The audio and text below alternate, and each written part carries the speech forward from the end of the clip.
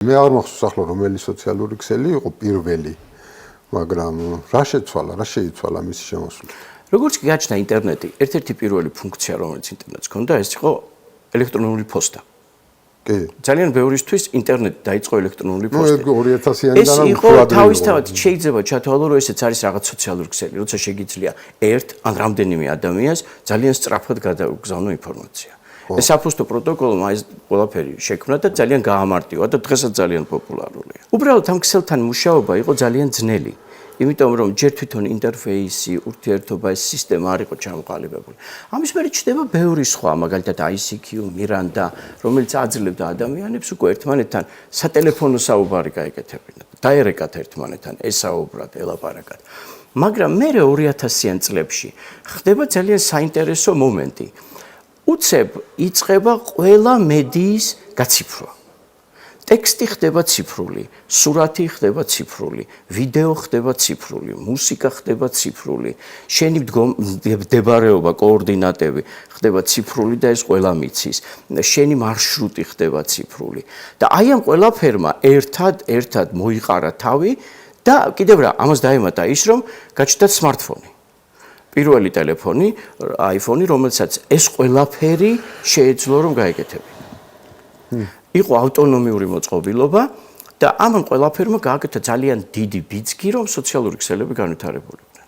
ახლა წარმოიდგინე, რომ ხარ, გაქვს Facebook-ი, ყავს მეგობრები, მაგრამ არ არსებობს ციფრული ფოტოგრაფია. ხო.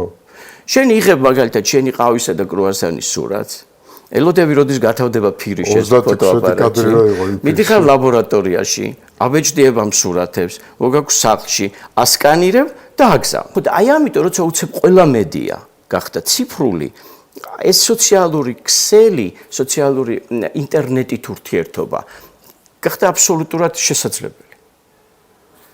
საინტერესო. და გახდა ძალიან მარტივი. ეს ყველაფერი მოხდა ალბათ დაახლოებით 2007-2008 წლის პერიოდში.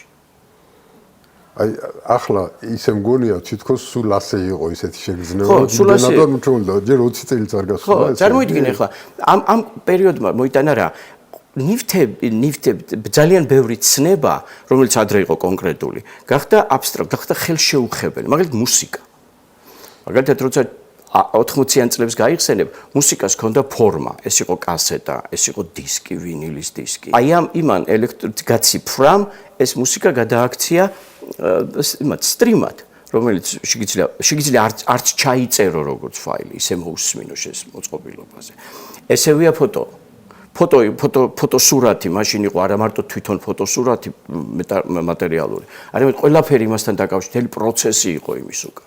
ეს ყველაფერი უცებ გახდა ციფრული და ჩაეტია ერთ მოწყობილობაში.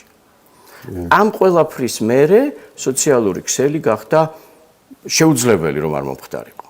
იმიტომ რომ ადამიანებმა დაიწყეს გაცვლა უკვე ყველაფრის რაც მათ გარშემო, მაშინ შეგიძლია აჩვენო შენს მეგობარს მეორე კონტინენტზე, რას ჭამ, რას ხედავ, რას უსმენ, რას კითხულობ, ერთად უყუროთ ფილმს, ესეც კი შეიძლება. იმიტომ რომ ეს ყველაფერი არის ციფრული და ყველაფერი შეიძლება ინტერნეტში გააატარო.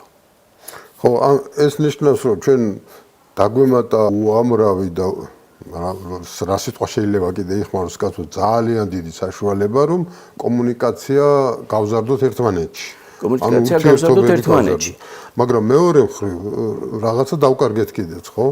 მაგალითად დავკარგეთ ამ ციფრული ტექსტით ემოციების გადაცემის შესაძლებლობა. როცა შენ ბეჭდავ მესეჯს, იმისაც რომ გადაცე ეს მესეჯი სარკასტულია, იუმორისტულია, რეალურია თუ შეკითხვაა, იყენებ ემოჯიებს. კი.